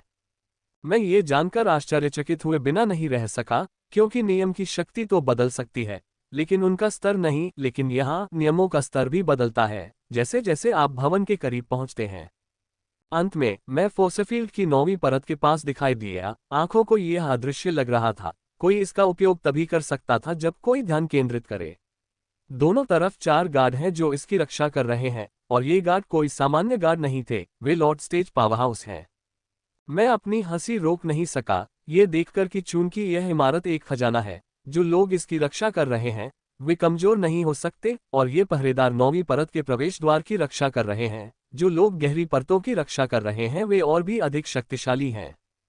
जैसे ही मैंने 9वीं परत में प्रवेश किया, नियमों की शक्ति फिर से बढ़ गई थी। इसकी आभा न केवल मजबूत हो गई थी, बल्कि नियम की शक्ति प्रारंभिक स्तर 2 नियम से मध्य स्तर 2 नियम तक तुरंत बढ़ गई थी। मैं अभी नियम शक्तियों का अनुभव कर ही रहा था कि मेरी होलोवॉच में मेल आने लगा, जो कि काफी आश्चर्यजनक था, क्योंकि जब तक गिल्ड से कोई अत्यंत महत्वपूर्ण संदेश न हो, कोई अन्य मेल नहीं आएगा। यह महसूस करते हुए कि यह महत्वपूर्ण हो सकता है, मैंने मेल खोला और जब मैंने उसमें लिखी बातें पढ़ी, तो मैं अपने पूरे शरीर में कंपन महसूस किए बिना नहीं रह सका। पहले तो मैं उलझन में था, फिर मुझे बेहद खुशी महसूस होने लगी। एशलिन बाहर आ गई। मैंने एशलिन से कहा, वह काफी समय से बाहर आना चाहती थी, लेकिन नियमों के अनुसार राक्षस अंदर नहीं आ सकते, यही वजह है कि मैंने उसे नहीं बुलाया था। अब इस भ्रमित आदमी को पढ़कर मुझे उसे बाहर बुलाने में कोई हिचकिचाहट नहीं है। रू को तोड़ने के कारण राक्षसों का यहाँ प्रवेश वर्जित है। जैसे ही मैंने एशलिन को बाहर निकाला, 2 शक्तिशाली आभाएं मुझ पर उतर आई और जब मैं किसी तरह गार्डों की इस प्रचंड आभा के अंतर्गत आगे बढ़ा, तो गार्ड ने कानून पढ़ना शुरू कर दिया, जिससे मैं बुरी तरह डर गया और मेल के साथ एक चीज बाहर आ गई। जैसे ही मैंने गार्डों को प्रक्षेपण दिखाया, वे प्रक्षेपण को देखते ही रुक गए। एक गार्ड जो कानून पढ़ रहा था, वह रुक गया और हैरान चेहरे के साथ पाठ की सामग्री पढ़ने लगा। एमरल्ड पास, दोनों गार्डों ने एक स्वर में कहा, उनकी आवाज में आश्चर्य और विस्मय स्पष्ट रूप से सुना जा सकता था। क्या यह एक गलती है? एक गार्ड ने दूसरे से पूछा, मुझे ऐसा नहीं लगता, यह एमरल्ड पास है, वे इसके साथ कोई गलती नहीं कर सकते। दूसरे ने कहा और उसने मुझे गौर से देखा। उनकी निगाहें एकदम साफ हैं, इतनी कम ताकत से मैं पन्ना दर्रा कैसे पा सकता हूँ? पन्ना दर्रे के बारे में आज पहली बार सुन रहा हूँ। जब अज्ञात स्रोत से यह मेल आया, तो उसमें एक पास था जिससे न केवल मुझे 9 में से किसी में भी ध्यान करने की अनुमति मिली, बल्कि मुझे भवन में प्रवेश करने की भी अनुमति मिली। इसके साथ ही मैं उन 2 लोगों के कमरे में भी प्रवेश कर सकता था, जिन्होंने अपने संविधान को जागृत किया था और इस भवन के खजाने को बदल दिया था। इस पास ने मुझे वास्तव में चौंका दिया और उलझन में डाल दिया। केवल 2 लोग ही ऐसा कर सकते थे, एक एलेन और दूसरी रेचल। लेकिन मुझे नहीं लगता कि एलेन ने ऐसा किया होगा, क्योंकि भले ही वह एस क्लास गिल्ड की गिल्ड मास्टर बन जाती है, मुझे नहीं लगता कि एस क्लास गिल्ड के गिल्ड मास्टर को भी इस तरह का विशेषाधिकार मिल सकता है।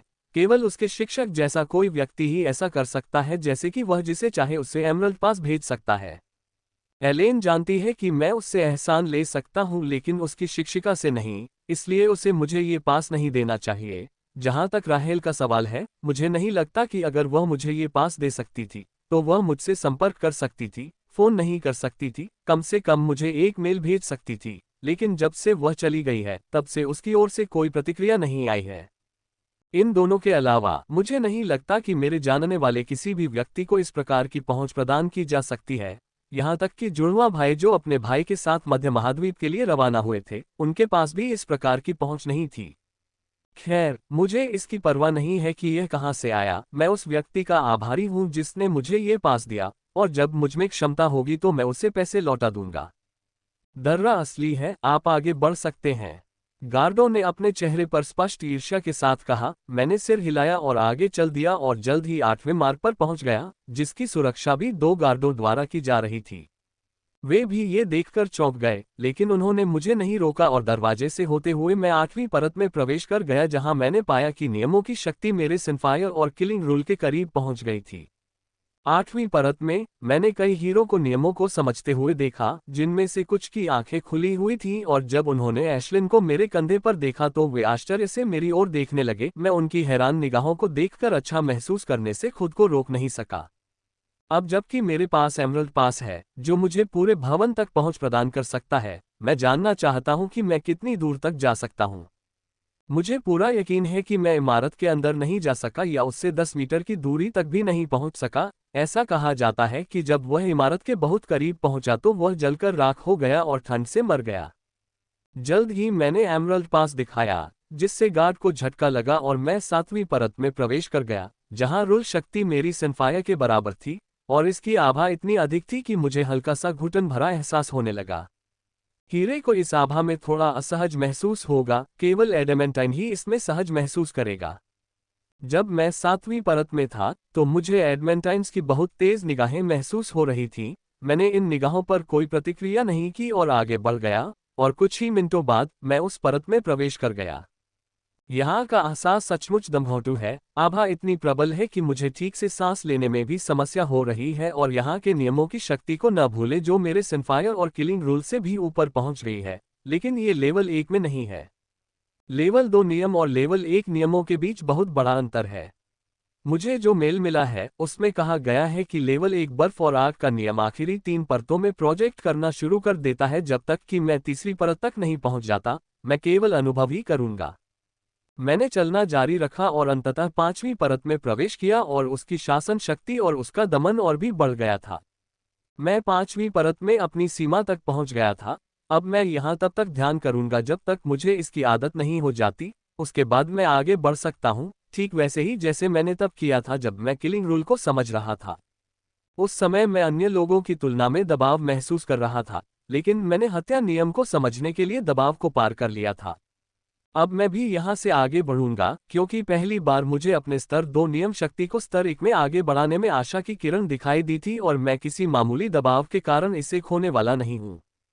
2 नियम शक्तियों के दबाव को महसूस करते हुए मैंने अपने मन को शांत किया और खाली स्थानों में से एक की ओर चलना शुरू कर दिया, क्योंकि 5वीं परत में भी नियमों को समझने के लिए कई अदम्य ध्यान है। ये एडमेंटाइन रेवन शहर द्वारा मांगे गए सुदृढ़ीकरण का हिस्सा नहीं है। ये लोग अलग अलग युद्ध क्षेत्रों से आए हैं और यहाँ के शासन को समझने के लिए सेंट्रल महाद्वीप को शामिल करना जारी रखते हैं।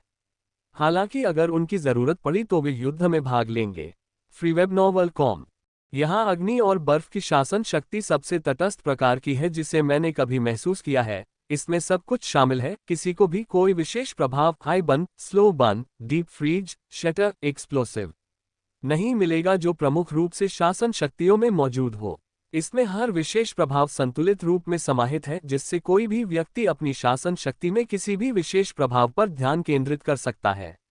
यही कारण है कि दूर दूर से महापुरुष शासन शक्तियों की समझ के लिए यहाँ आते थे।